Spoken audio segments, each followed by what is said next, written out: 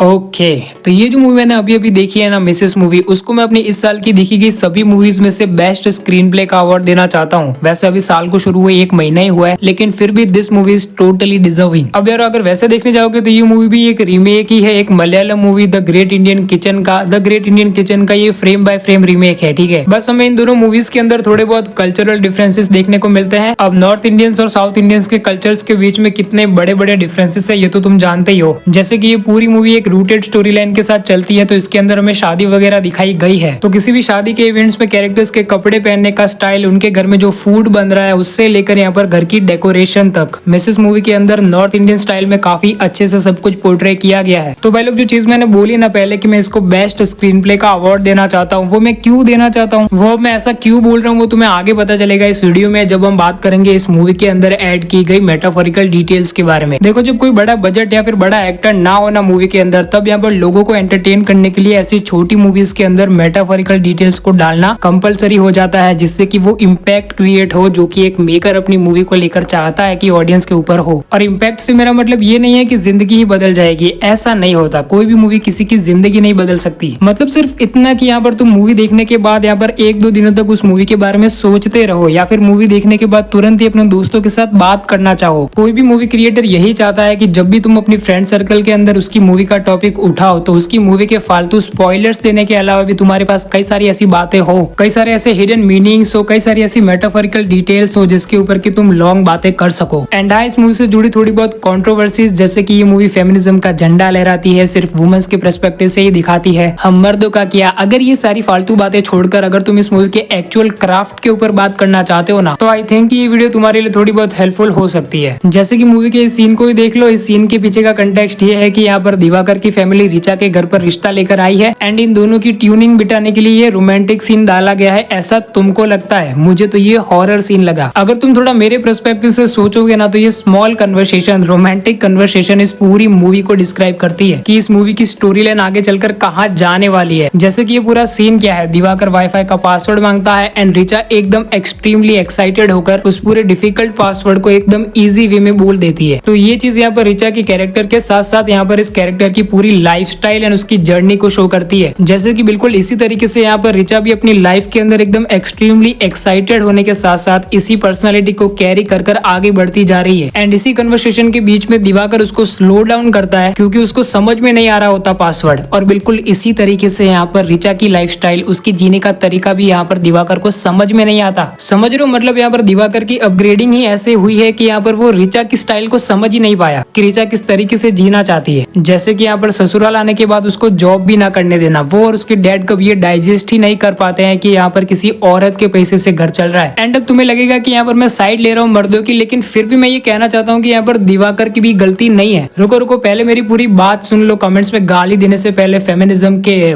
14 क्यों पता है? क्योंकि दिवाकर ने बचपन से ही अपने मॉम डैड को देखा है ना। बचपन से उसकी मम्मी खाना बनाते हुए आई है और वो खाता आया है। बस सिर्फ इतना ही रोल है उसकी जिंदगी के अंदर उसकी मम्मी का, क्योंकि उसकी मम्मी यहाँ पर इतनी हाईली एजुकेटेड है, फिर भी उसके पापा डॉक्टर होने के बावजूद भी यहाँ पर ब्रॉड माइंडसेट रखकर उनको पढ़ने नहीं दिया। तो वो कहावत है ना, बेटा बाप जैसा ही तो बनेगा, तो बन गया। एंड ऑफ द डेट मेरा पॉइंट क्या है पता है? ऐसे दिवाकर कोई ऐसे कोई इविल पर्सनालिटी नहीं है, और यहाँ पर इस तरीके से कोई पोर्ट्रे भी नहीं किया गया है मूवी के अंदर उसे। हाँ, अगर वो कोई डोमेस्टिक वायलेंस करता है यहाँ पर रिचा के साथ, तो उसको as a evil personality, as a villain के तौर पर दिखाया जा सकता है मूवी के अंदर। एंड रियल लाइफ में भी जेल होगी सालों। लेकिन अभी जहाँ तक मुझे पता है कि इंडियन जुडिशरी सिस्टम में कोई ऐसा लॉ तो नहीं है कि जेल कराई जा सके ऐसे आदमी को जो कि अपने पार्टनर से ऐसी एक्सपेक्टेशंस रख रहा है जो कि वो फुलफिल नहीं कर सकती, ऑफ कोर्स। एंड इसीलिए यहाँ पर मूवी की एंडिंग एकदम सिंपल होने के बावजूद भी इतनी ज्यादा हिट करती है हमें, एंड यार स्पेशली सीरियल ऑडियंस को, क्योंकि सीरियल्स के अंदर इस तरीके से इरिटेटिंग वे में कैरेक्टर्स को प्रेजेंट किया जाता है ना कि ऑडियंस का ऐसा हो जाता है कि फैमिली के बीच में बैठे बैठे ही कहने लगते हैं कि ये साला, इसको जेल होनी चाहिए, राम राम कितना बुरा आदमी है ये तो नरक में जाएगा। उस टाइम यहाँ पर अपनी इंडियन ऑडियंस ये भूल जाती है कि he is just a performer, character play किया जा रहा है भाई। एंड इसी के साथ अनुपमा एवेंजर्स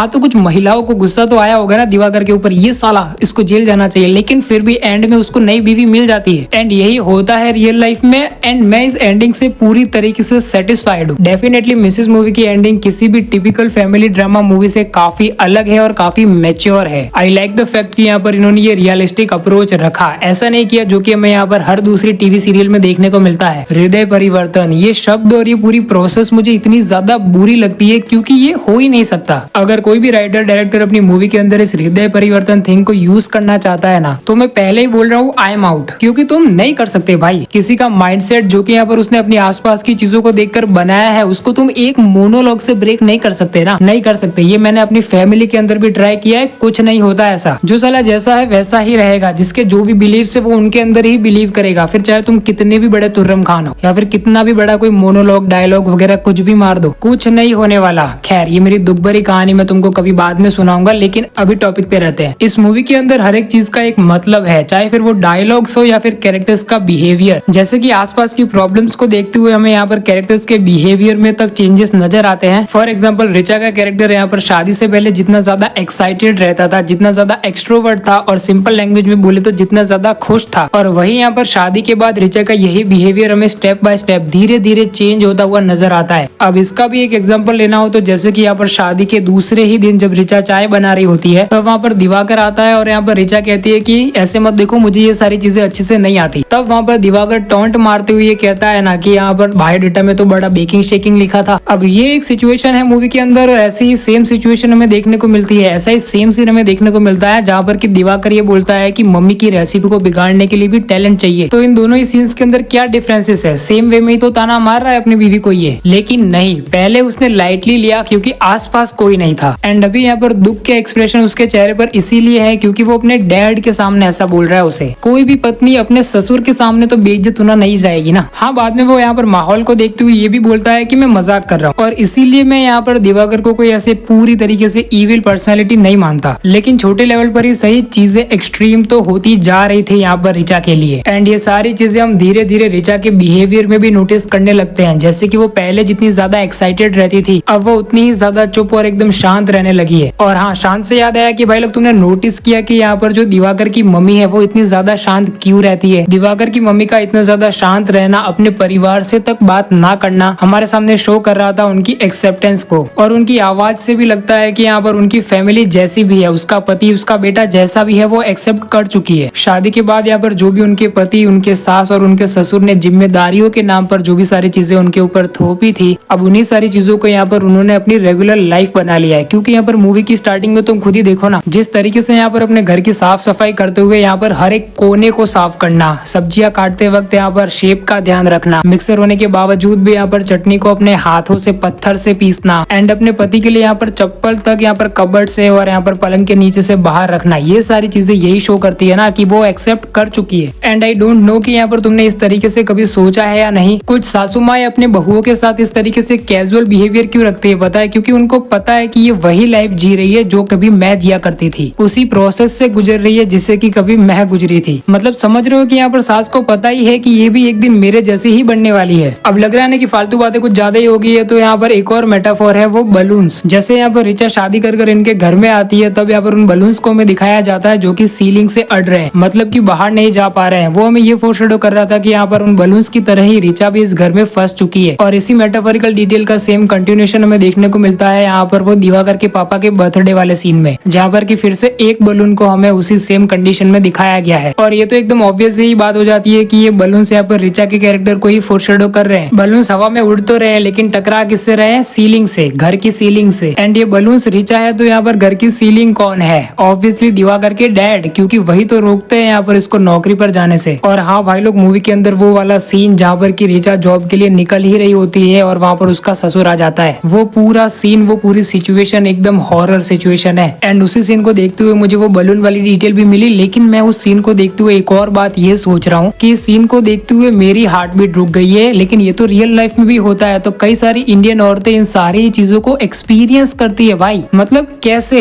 इस सीन को देखते हुए मुझे ये रियलाइज हुआ कि अपने फेवरेट हीरो को हैवी बीजीएम के साथ लड़ते हुए देखने से भी ज्यादा इम्पैक्टफुल ये सीन है। मैंने सोचा नहीं था कि किसी के सपनों को कुचलते हुए देखना इतना ज्यादा हॉरर हो सकता है। तो भाई डिटेल्स तो यहीं पर पर खत्म होती है, लेकिन मैं तुमको एक और बात से अवेयर करना चाहता हूँ, जो कि मैंने पहले भी बोली थी कि ये मूवी एक रीमेक है और इसीलिए ओरिजिनल देखना कंपलसरी है। और मैंने ओरिजिनल देखा है और मुझे डिफरेंसेस, वो कल्चरल डिफरेंसेस तो है ही, लेकिन एक और चीज है कि यहाँ पर जो मलयालम वाला वर्जन है ना, वो ज्यादा रियलिस्टिक अप्रोच रखता है। फॉर एग्जाम्पल जो मूवी की स्टार्टिंग का सीन है ना, यहाँ पर मिसेस मूवी के अंदर उसको थोड़ा बॉलीवुड स्टाइल में दिखाया गया है। मतलब कि किसी डांसर की रियल लाइफ में यहाँ पर इतने अच्छे पेस के साथ कोई भी सॉन्ग नहीं बज रहा होता जिसके ऊपर की वो अच्छे से डांस कर पाए। ठीक है, तो कुछ ऐसा दिखाया गया है हमें मिसेस मूवी की स्टार्टिंग में, जब यहाँ पर रिचा के कैरेक्टर का इंट्रोडक्शन होता है। लेकिन वही यहाँ पर दूसरी साइड ओरिजिनल मलयालम वर्जन में ये सारी चीजें एकदम रियलिस्टिक अप्रोच के साथ दिखाई गई है। वहाँ पर मूवी की मेन कैरेक्टर का इंट्रोडक्शन किसी एकदम आम लड़की की तरह होता है, एकदम ऐसे ओवर एक्साइटेड होकर इतना कॉन्फिडेंस के साथ भीड़ के बीच में नाच नहीं रही। वो ये भी एक्साइटेड है, लेकिन एज वेल एज वो अपने डांस को लेकर उतना ही ज्यादा पैशनेट भी दिख रही है। हाँ, लेकिन बॉलीवुड के अंदर पैशन का मतलब इतना ओवर एक्साइटेड होकर नाचना होता है, तो फिर क्या ही कर सकते हैं। और वो कोई गलत भी चीज नहीं है, ठीक है। हर किसी का अपना अपना तरीका होता है अलग अलग चीजों को किसी के सामने प्रेजेंट करने का। ओके, तो ये सारी चीजें थी जो कि यहाँ पर मिसेस मूवी को लेकर मुझे आपसे शेयर करनी थी, जो कि आई थिंक कि मैंने सारी बातें कर ली होंगी। अब वीडियो पसंद आया तो इस वीडियो को लाइक एंड चैनल को सब्सक्राइब कर जाना। बाय।